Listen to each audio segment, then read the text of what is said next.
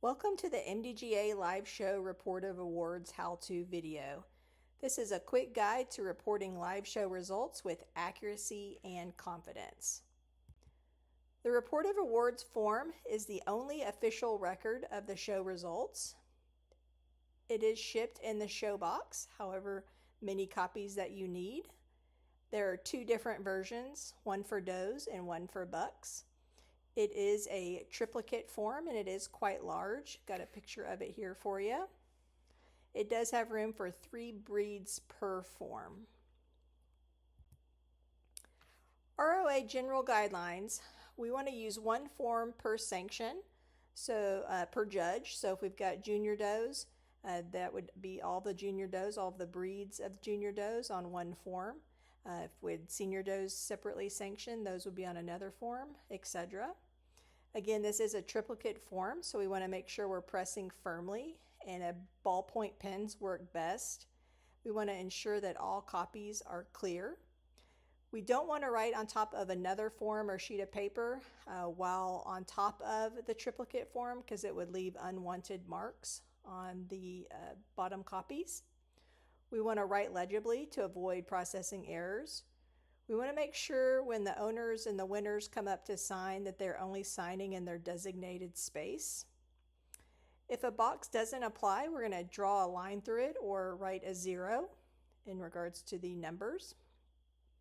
The show chairman and secretary must certify the accuracy, so that both of those committee members are going to sign off of it before the judge signs, in which the judge has signed the form, no changes can be made. Completing the ROA, you're going to fill out it completely for each breed at the time of judging. You're going to record all the required totals, so the number of entries for junior and senior, the number of exhibitors, the number of milking classes. This is the number of age classes that had milking does, and the number of dry milkers, and those will not be counted as does in milk. The ROA, again, is the only official show record, so accuracy matters. Incomplete or incorrect info can prevent a leg toward permanent championship, so we don't want to take away an award from anyone. We want to make sure we're accurate. Reports can be changed only through formal MDGA review. Exhibitors or agents must sign to confirm that the goat name, the registration number, and the identifiers are all correct. A lot of times you'll have folks just very excited that they won, and they're not really looking at that. They just kind of trust you and sign it, and we want to make sure we're communicating to them that they need to verify, because when they sign, that's what they're signing for, that is correct.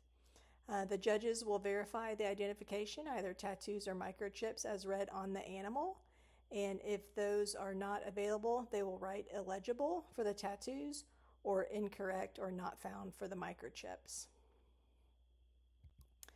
In the show box, we do include an explanation and key for the ROA, which is a sample sheet that's got these red numbers here that correspond to the key at the bottom. And we're going to go through this quickly so you can become familiar with this before your show. So again, here's the key. So you can see for each of the numbers, it has what is to be put there. So you can have this ringside at your secretary table and be able to take a look at that if you have any questions. Diving in on the top of the form, again, up at the top, we've got the name of the show.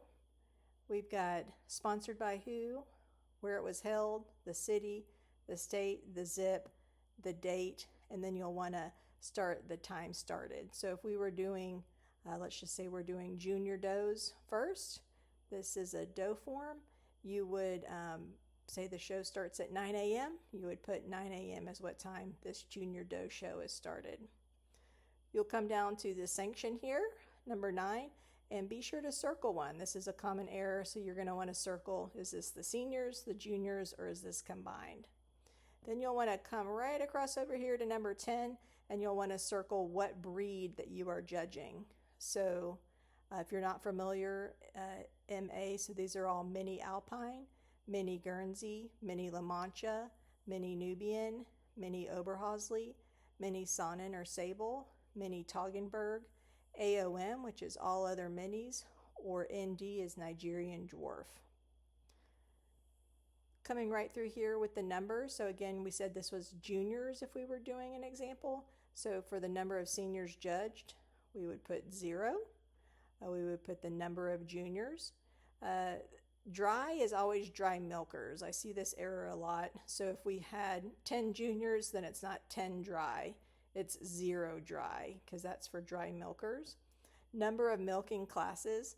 The confusion here is always people will put the number of goats that were in milk. That is not what this is. This is the number of age classes.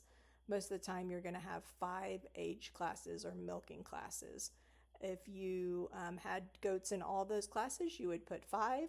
If there was an age class that did not have any entries, then it would just be 4. You're going to put how many goats actually showed in, or how many milking classes that goats showed in, if I can spit that out. And then the number of exhibitors. The number of exhibitors is a lot of times recorded wrong.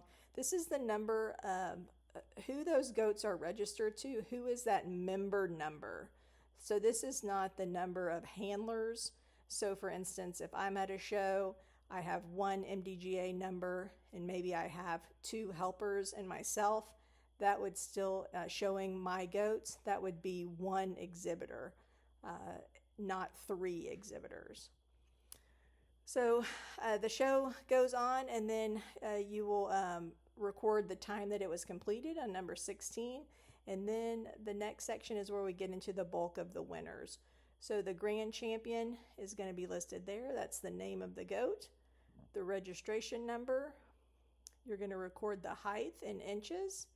You're going to record the tattoo, if that is the way that they are identified, or the microchip. So the goats can be identified either of these. If the microchip is red and not the tattoo, you would just put a cross or a little dash through those. If the tattoo's red and not the microchip, then you just put a line right across the microchip. You're going to write the name of the owner as it is on the registration certificate, and then whoever is signing, if it's the owner, if it's an agent, you can go ahead and have them circle agent, and then you want to encourage them to just sign in their section here. A lot of times people will get all super crazy with their signatures, and it overruns the registration numbers, the height numbers, and that's not good. You're going to do the same thing for the reserve. Best udder, same thing there. Best udder is not technically a leg, so that you don't really require the registration number on that one. Champion challenge. So this would be, for juniors, it would be any goat that has a leg, an official leg can be a champion challenger. And for senior goats, this is any finished champions.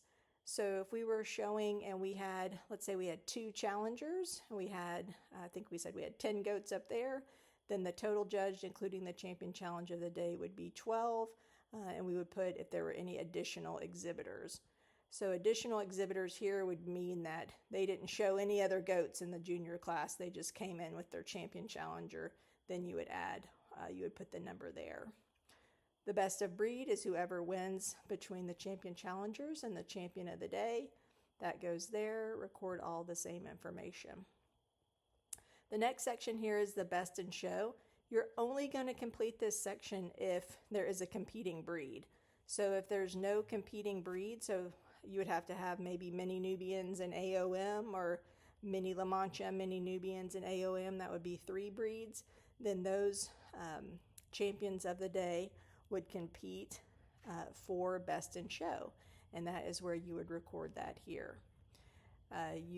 After that is done, you would record the time that the overall show, all the breeds were done, and then the total number of senior does, or does judged, and junior does. So again, if this was a junior show, we would just put a dash through the seniors, and we would just list the number of the juniors. The show chairman and secretary are going to certify that this form is accurate. So if you're on that show committee and you're in this position, you're going to want to come and make sure that your secretary as the show chair that your secretary has completed everything. Make sure there's no blank areas, that everything is filled in. And then the show chair will print their name and sign. Up next will be the show secretary, and they will confirm and sign. And then we have the judge will sign last.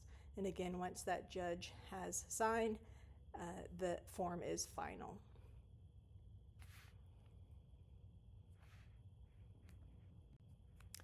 All right, so common errors to avoid. Not circling the sanction or division breed. Pointed that out. A lot of times people just kind of skip over that top section. Nigerian dwarfs listed with other minis. Nigerian dwarfs will always have their own ROA form. They are a standard breed. They do not compete against minis. So if you sanction Nigerian dwarfs at your show, you will have a whole ROA form just for them. Again, other common errors are missing counts for entries, classes, or exhibitors, or doing those wrong.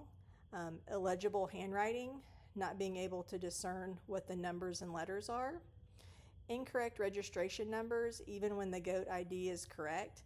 I think this happens a lot when the secretaries are copying from the registration and they're getting maybe the sire and dam registration numbers mixed up with the actual winning goat's registration number. So as an exhibitor and a winning exhibitor, that's your job to verify that that is correct. And if that secretary recorded that wrong, you need to have them correct that on the ROA. Completing best in show when there are no competing breeds, just mentioned that. Leaving blanks or failing to cross out unused lines or sections. So if you host a show and you only have one breed, you've got 2 extra breed sections, if you will. You'll just either, I just like to put like 3 big X's across it, just to go ahead and show that those were unused areas. Misspelled goat names, be sure that you complete it exactly as it is on the registration certificate. And then again, I already mentioned this multiple times because it's a huge pet peeve, but oversized or misplaced signatures, make sure your winners are signing only in their space. And a good tip is maybe to have a separate sheet of paper and then really like hold your finger or the end of a pen exactly where they need to sign once they're proofing it. So we've got all that done. Everything's good to go. So here's just a final check before submission. Again, make sure all the boxes are filled and unused lines are crossed out. Make sure that sanction and division breed circled. Again, make sure all those names, registration numbers, tattoos are verified by the winners. The judge, secretary, and chairman, make sure those signatures are present and legible, and that everything transferred to all 3 copies. And then again, just a reminder, there are no alterations to be made after the judge has signed it. So thank you for joining us and learning how to properly complete the live show report of awards. What we're going to do next, or let me just say, if you have any questions, you can always reach out to me, Carrie O'Neill, the MDGA Live Show Chair, at show@miniaturedairygoats.org. Happy to help answer questions.